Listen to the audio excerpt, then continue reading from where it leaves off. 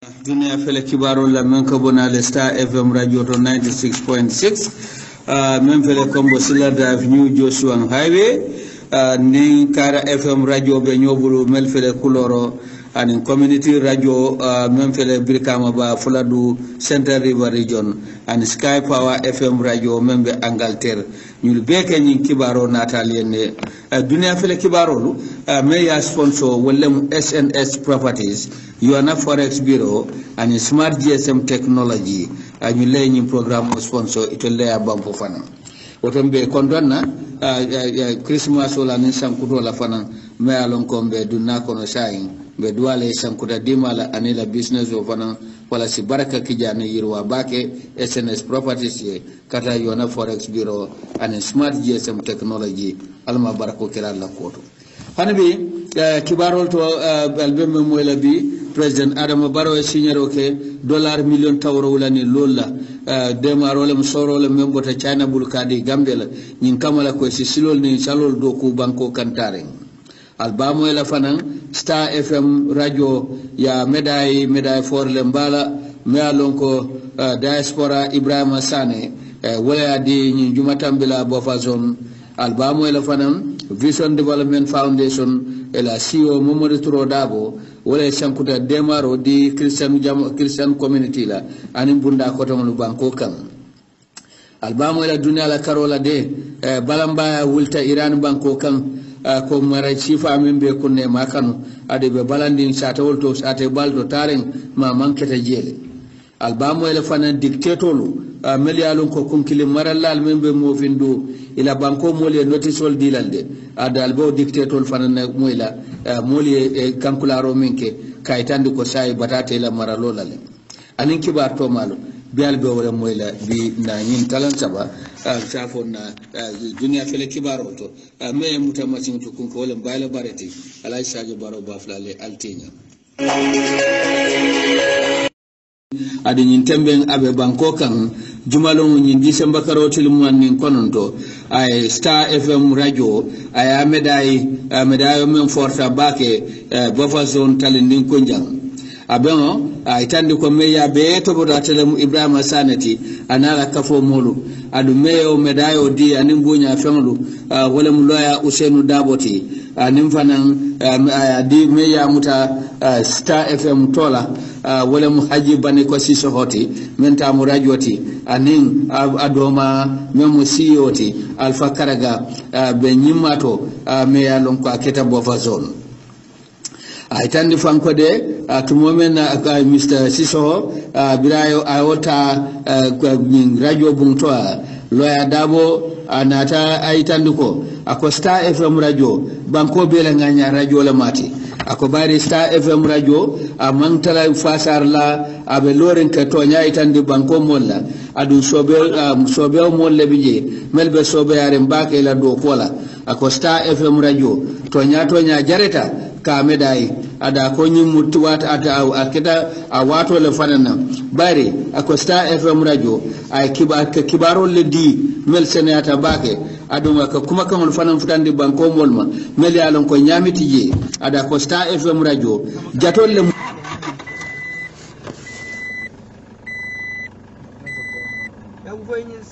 Allahu akbar keta number 1 lati mel yalon ko ke kende akije akodum hanibi ay be tenten kan kamol faamunde bake gambian kolu la Usenu Dabo ay nyillaje ko akabe jayro dila menta Star FM radio ti Mr. Haji Bane ko zizo anim fanan la sobeya anabe lo nyamin ke kan gambian ko be ada man fatan fanci kije ay tandi ko Alhaji Haji Bane ko zizo amamme ay be folola loptano min ibalo kan awulu satawto mem musara alfati tumanna banko kan adu be ka president barola man sekunda fasa ala katakol to be menke kan ay tandi fanan ko de akombe sedi ala fanan o ko la me alonko akacha kita dibite bumla o koto akomman sekunda fanan ni laje fanan ko o project membe tumanna ko afama atiyata sanji talulu nim frati ni nana sifa nana man kije loptana man soto tumanna banko kam fereng harbe loya Usenu Dabo anata jairo ka bake Ibrahima Sanela la miro men ay mira kendo men soto ke Star FM radio medai ako ku kende balati aba kumala tumo men na kiba talali biraye ni certificate o anim medayo ta CEO Alpha Karaga membe Star FM akwai yin mubunya balati Star FM radio ako dunga inene tenyina lala ay Mr Ibrahima Sane Jai ay kanu men soto Star FM radio to ne ko anim fanan radio ko tamlu membe banko kan Mr Karaga ay jairo ka bake baro man sakundala ye silomen di radio la anin kibar bundalu banko kan fo e famfono tanate soto la akode akonyi mubunya fenneti me alon ko akata tariko lati Star FM radio e akodum fanan kere ya abunya di kibar bumulu belela melbe gambe jang ada nyin ko itande ko nyi manke Star FM doron na bunyati nyi mu fewfe nata kibar bundalam banko kan abela bunya fengle fele laren ako woto nyile musinya foloti banko la tariko to ado nyile mo datiro fananke furika medayo dimba bunya fengchika kadi media bungala memo kibar bundade ako president Barrow la mansa kunda ne la hido mindi ako wa birin lota nyilem foloti ya bunya chika kadi radio bungala birin president Barrow la mansa kunda lota ada la hido di fananko Star FM be tenten kala do ko ka nyama jiko me moli asoto jin radio to Alpha Karaga ni tan ko batala le ko ako wato sitale Star FM ka nyimbunya bedayo ta mba nyimbunya fenta ako mu kulati me alon ko anyi nyata bake ako dum Star FM fanan ya ko jaye ya ko tentu adu diate fanan ko nyimu ko nyima balate adi duwa murundi fanan ate Ibrahima Sanema me alon ko anyi kerekero kenyi radio e ay do kulal fanan betentu melbe Star FM radio to melketa sabote fo nyimbe kenola nyintambe Mr Ibrahima Sane anala kafo molu inata rally bake no bofa zone talinding adu rally UDP la kanuntel mo wuli jama melbeta banko karola taren wolle ma beta je UDP diaspora wal kono parti nyaton ko memu loya Usenu Daboti fanan kuma fanan nata je dame alon ko kuma kende bafo je ani Ibrahima Sane ani mo kotam itandi fanko de la kuma kan tenelum anin talato la kibarolu albol sodola yo kuma kan men fo wo ralito hanibe kibarol to itandi fanan ko de Mr Majanko Samusa memu acting leader ti National Convention Party ayi stand Star FM radio la de akobi le telephone be rally bakela abirkama akola radio dalilo bi wala munyinti ka musolu me ila musola kafo men bije ke da dande nyin kamale ka kacha nyanta tala nyato nyadide ani NCP party nyanta yirwala nyame ada Mr Samusa ako NCP anabiya ala executive be bambandi ne be lorene killo ke hanabi bela melbe Greater Banjul area be mabe jama ba atewo bemto hanabi kibarol to alkanina mele ni programme sponsor wala SNS Properties Yona Forex Bureau and Smart GSM Technology kibarol to His Excellency President Adama Barrow aya kankula ko ya signar ke $1 million tawro wala $1 million lulula ka soro me alon ko kamben na mumellota Gambia man sakunda anin China batem abe kuma la kibatala le Banjul International Airport talatalum ala futata ja nyami ka bonan China President Barrow ya itande ko nyin kamben de e be silolu do kula anin salolu banko kantaren ita même pour me abendum Banjul International Airport wala Her Excellency the Vice President Aja Fatoumata Jallow Tambajan kata cabinet ministalu banko dibitawlu ani uniform tiol la nyaton kolu ani ambassador ni diplomat nyolu kata consular member banko kan President Barrow ala ta China banko kan me alon ka lokum kilin sotoje amu kilrat me alon bunya killam kata kumpa boro la banko kan ikaf me state visit ado ay bandiya bambandi kunka bake membe China anin Gambia tema a nyimfo journalist wala kiba tala le Banjul airport kode nyin kambe me alonka dadata ye soro mendi Gambia le ka mako yin kodoto akoya dada nyine kama pour que silo doku base fatoto koyna silo iba manala mano membe barakala bake fanan fatoto pasimasi ibe salo doku la bakunna membe fatoto nim pasimasi sondi la nyokam sala do fele mem fanan be lola base kotola membe yang wankala bakunna kata wulli kotola me alon ko siteno ete bulala feri la mbakulunna abebe kala manolati ebe men doku la je President Barrow ni tandi ko ala mansa kunda ni China ye signalo fananke mol melialon ko ambassador lemu ani service passport o bebulu wal fanansai wal visa kanina wal be kulintila tala duron kati kata China o badiya ayo badiya fanan sunkuru Gambia ni China banko temal President Barrow itandi fananko de China ni Gambia China ni Gambia e parete e be bulodi la nyola fanal membo ko toriso la karo senola karo ani infrastructure wara mu lor fenulti silolo ani lor fen kotanglu kata lopitanolu ani londola karola mala fenulu ani yirwa ku kotanglu meli alon ko be kala nyim banko kan danke ne andi ko ayo tawota ko be Gambia be lole China ko male China la kilimbaya e bo fasalale akillo ka Gambian kolla ko ila daji kol falimbang ye dum kol to meli alon ko asinafa wulu ye hadamanin fanko silola men se yirwa nati banko kan anibi President Barrow ani Alpha Balle be silo kannu meli alon ko itata China wol kono loya Ousainou Dabo be wol kono le banko la foreign minister nobore je aram salum ni December karotil mo anin say Vision Development Foundation na koda bato memfele Churches Town demaro me alon ko adato nin sankuto sita Vision Development Foundation ela CEO memo momoturo daboti aka demaro di Christian community la anin kaf ko tanglu ada wor jongle keta no ni arami sa tambila dame alon ko ay family cika kedi Christian kafola anin kaf ko tanglu meli alon ko ibe banko kanjang abe kuma kantumo menna wo bento me alon ka telemu directorati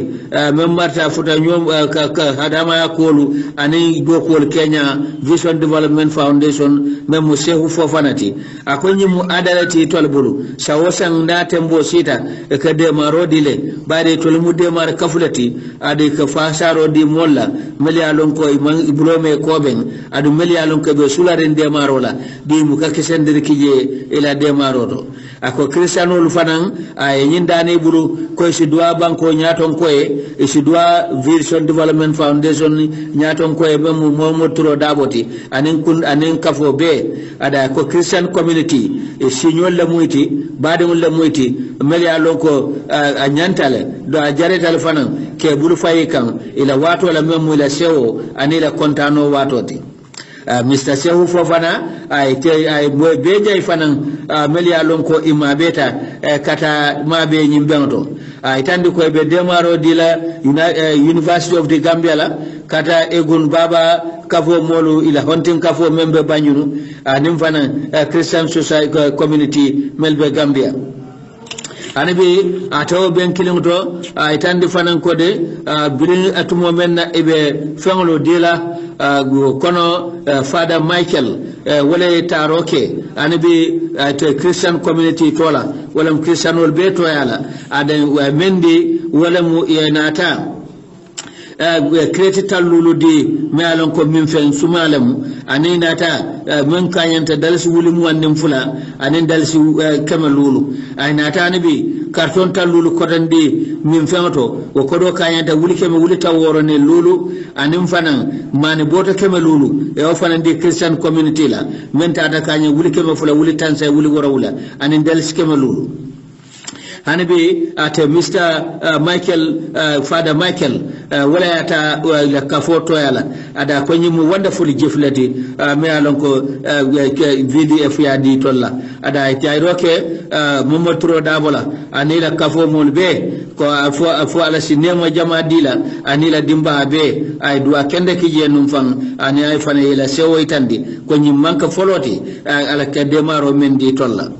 hanabi ataw ben kilimto kafo meye e gun baba ode hunting society banyunu ya cheko di wala mentata fo dalsi wuli tallulu wal fanana mennata toya itoya la je wala yo cheko ta a jarodi bake siwo Mamadou Touro Dabola anala gani ya kendo kan ada fanan ay jairo fanan di ko ni mude malati men amanda itolla bare ko birin ko kombo katon fo koyna Vision Development Foundation ila mako rofutata betole ada ya jay wala be doku kendo men ka adwata VDF ye anila nyaton ko anibe University of Gambia ye cheko di la mentata fo dalsi wuli kemu fula wal fanan mennate toye ye cheko di wala woto university be toyala afana jairo di bake Vision Development Foundation ane ya nyaton ko Mamadou Touro Dabo ye demaro men dila ko nyimbe tol fana jamfandila bake ela dokol tole ibe menke kan ani abe demala fanan ku jama me alon ka be dala abo dol sone yandilal anabi abe diamula tumo menna kibaro natalien dunia fele kibaro me ya sponsor Willem SNS Properties Yona Forex Bureau and Smart GSM Technology and you lay program sponsor itelle ya banko fana wotombe kondonna Christmas sola ni sankuto la fana me alon kombe dunna kono sayin be duale sankuta dimala anila business o fana wala si baraka kijana yirwa bake SNS Properties kata Yona Forex Bureau and Smart GSM Technology alma barako kala la koto hanabi kibarol to albemme moyla bi President Adama Barrow e signero ke $1 million tawro wala ni lolla demarole msorole membota China bulkadi Gambia nyin kamala ko si silol ni salol do ku banko kantare albamo ela fanan Star FM radio ya medai for lembala me alon ko diaspora Ibrahima Sane wala di nyin jumatambila bofa zone albamo ela fanan Vision Development Foundation ela CEO Mamadou Touro Dabo wala sankuta demaro di Christian community la anin bunda ko tam lu banko kan albamo ela dunya la karola de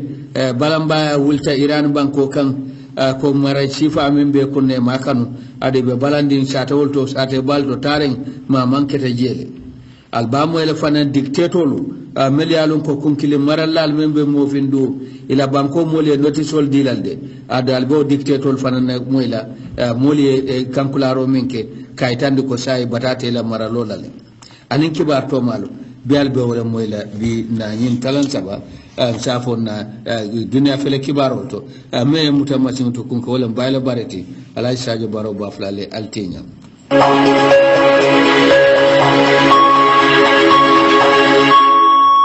anibi Star FM radio ay medai basato anin bunya basato me alon ko Ibrahima Sane political activist lemo adu mole me alon ko journalist bale membe sabarti Germany adu nyin temben abe banko kan jumalo nyin December karotel muannin kononto ay Star FM radio koy anin banko e Kairola anin nyatota ay jairodi bake Vision Development ni Mamadou Touro Dabola ay demaro mendi etol Christian Society la akaba tentula ade fanan membe diamu kan tumo menna ate biabe cheko abe nyin fangle dila Mamadou Touro Dabo akake nyin ke drom alale ka molu dema bada nyin manka foloti ate belori wo donna kan akay nyin demaro ay keta afama le bulu Alhaji Touro Dabo bari wo ka molu demale ada fane wo wala faye abo sinnola noma pour que bang molu fasa anin ka molu dema meli alon ko be demaro dato adi nyanta ma ko ro sotolale kabe lori nga famala silole kan ka demaro di banko molla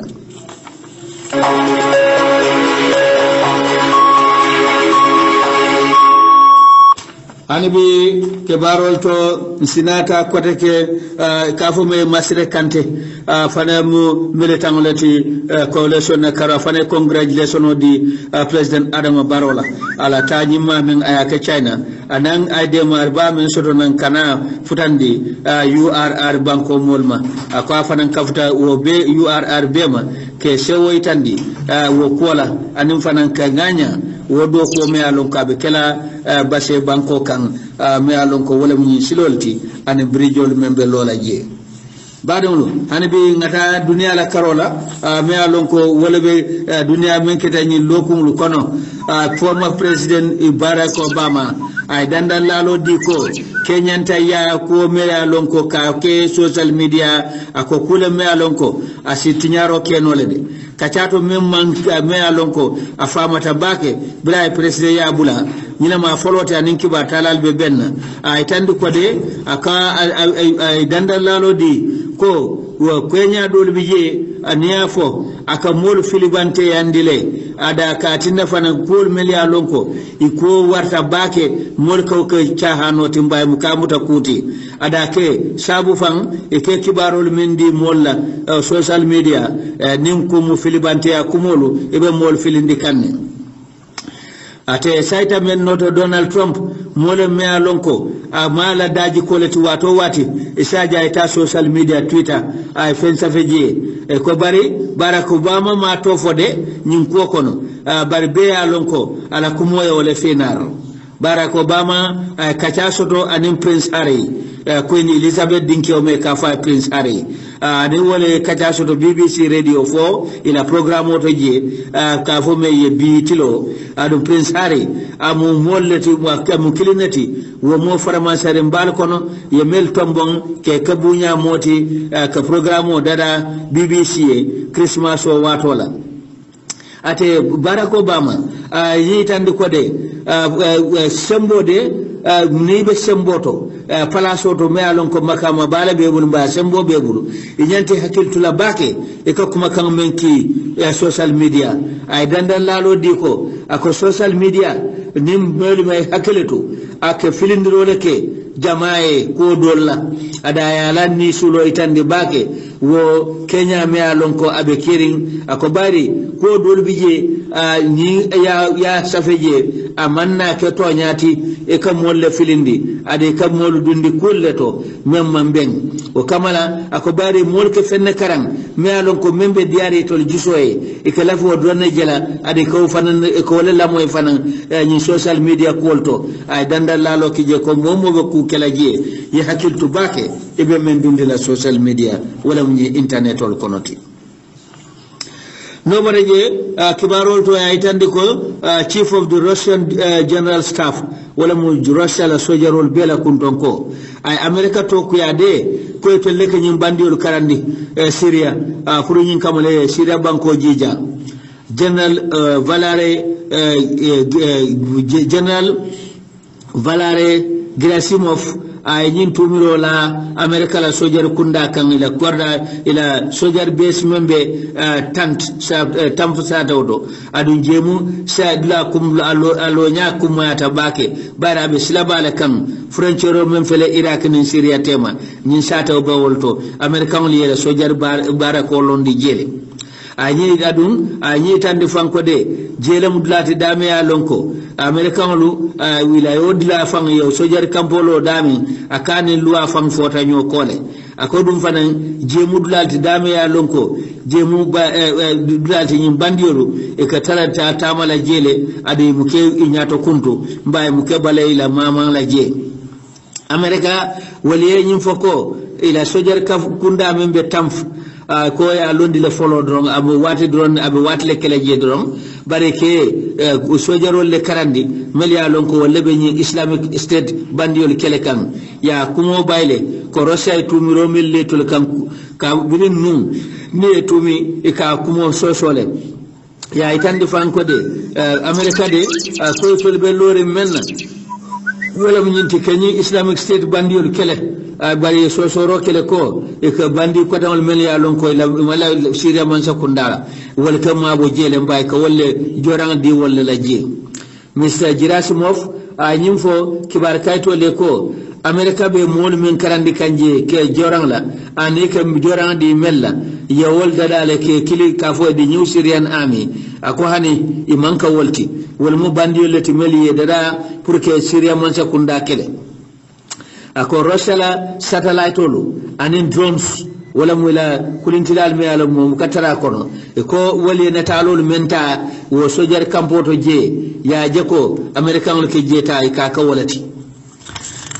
hanabi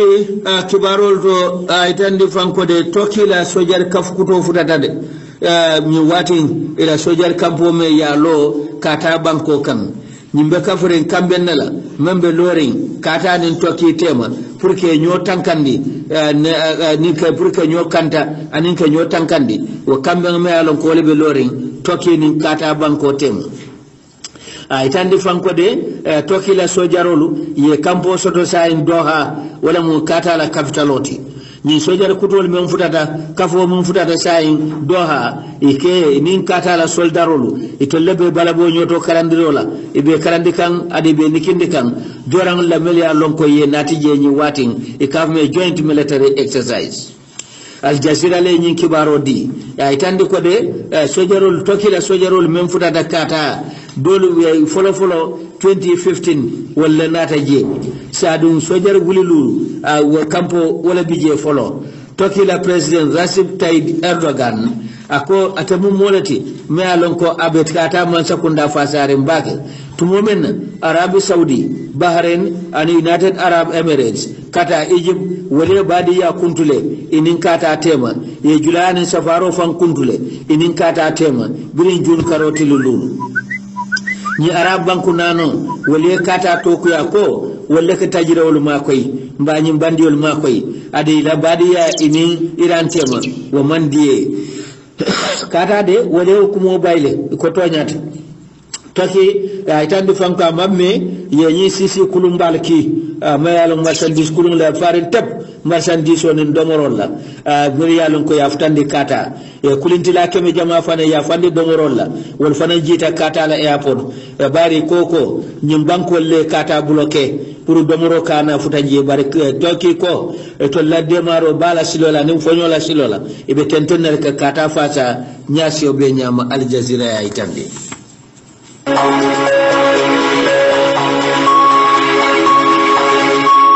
kibarol nata kay tandi fanan ko de Iran balambaya bale wulta jeñi wati Iran banko kan ila sate bal men ko munta Tehran kata Istafan anen dinkira kotangu molbe nyin kanin kanko maralo sifa men bi jamandiya Iran kolye adum president Donald Trump akonyi mutama seri kodete wo minyi mutama seri koyleti ko say mol fata dictatorship lale wala mo kunkili maraloti ko sifalu say mol be ko di ka wallale ya itande fanko mo wuli keme jama walla findita bedol kan ka kanin ko man sa kunda sifa men betol kunna mandiye idafta ya burka ise fan soto no sifa mfono ya anin demokrasi tonya idafta walla e ko fan modol be bedol kan e ka kuma sojarol ya nin polisole ko e kafu banko molma ke yela man do ke maral sifa la me alon ko wolbe Iran banko kan kibarol ya itande ko yo modol mutale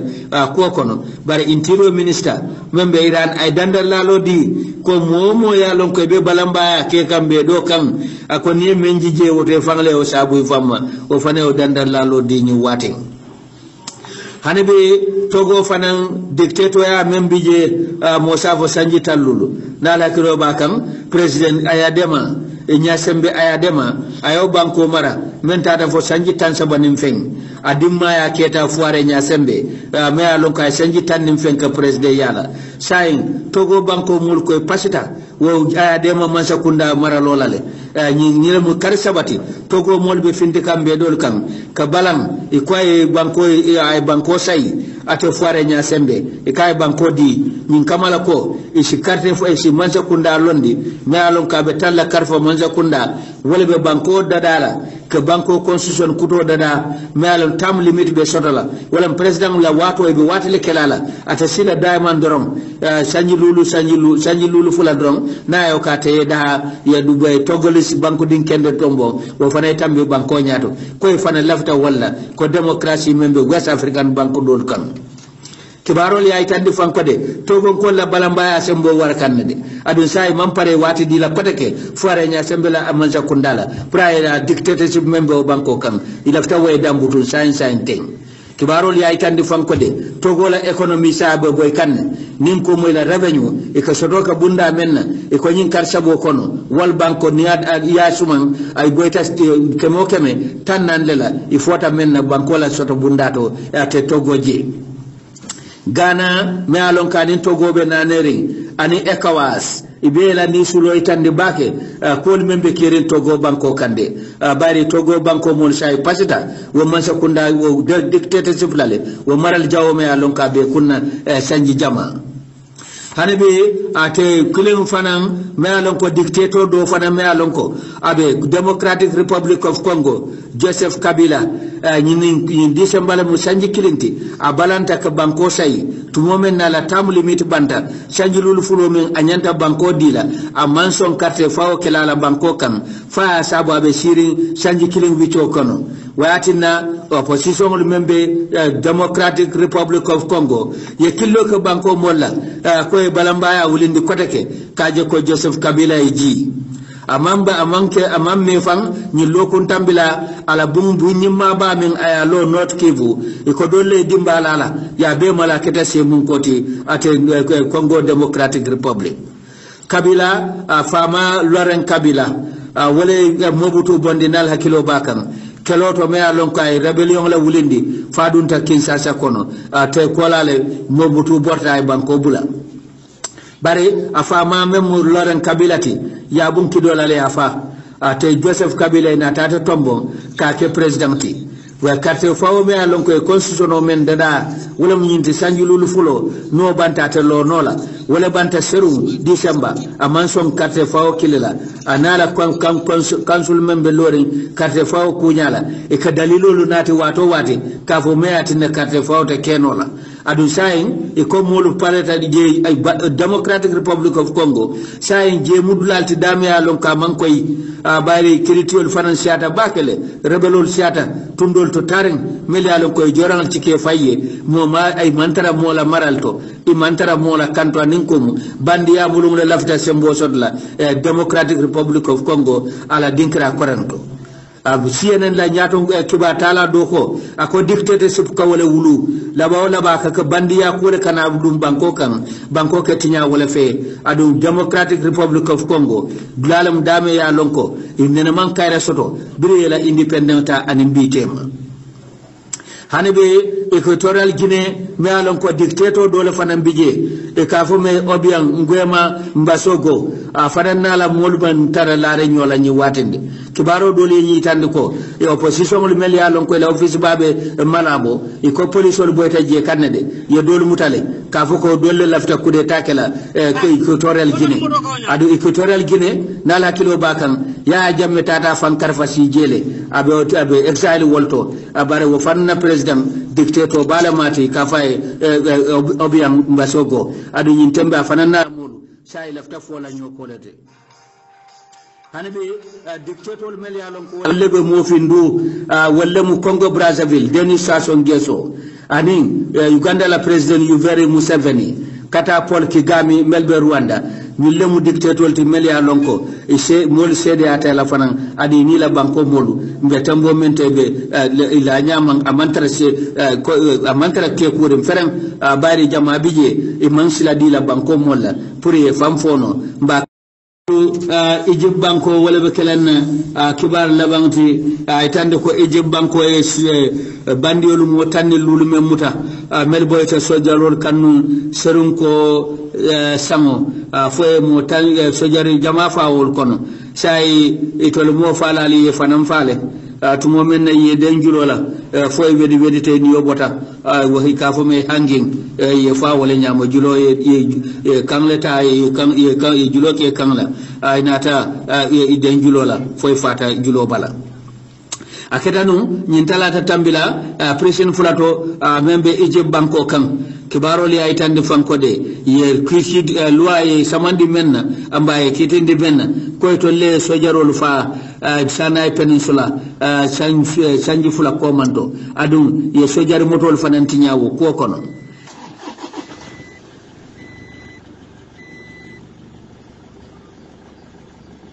Allahu akbar tinna fan president Abdel Fattah al-Sisi ay wato di ko karsaba wala di banko sojar nyaton kolla melbe iji banko kanga kay kersa bala dila ye nyim bandio la fo dandi sana e peninsula ako nuwonte be mella la wol fanan kay bajela la ko dum ay sembo be dila le ye koku ke tajiriyato anin tilimbaliyato danko do yaaje ko e nyim bandio lu trofa akaya o sembo be dila le koku ya keno je aka wasatala le adun abe ko male fanan ayo kan di sojarol la melbe sana e peninsula nyin tembe badu lu kibarol yen so nyilala nsinana ta kan kularol Yona Forex Bureau ifele Serekunda Bambo traffic light dala drong wala be doko dikan me alon ko wala kodo kaki moy ani moy kodo kiye kabona dunia dawoda asonata Yona Forex Bureau le bulu adum fanan bantala kodo ka falindo ko wala euro dollar pound sterling kata CFA franc ani kodi sifa jama adum wa manda wala ise international money transfer lu isata no dawoda Yona Forex Bureau be darni banko kan adum fanan e doko nyima nati mole kodeke mensi moldandi ikame sign money transfer sign isi kodoki moy ba moy kodoki ena monitu lulu dorom isa soto ba asuda mari men koita men tariata men lamani awar Yona Forex Bureau e ka kodo sambe mari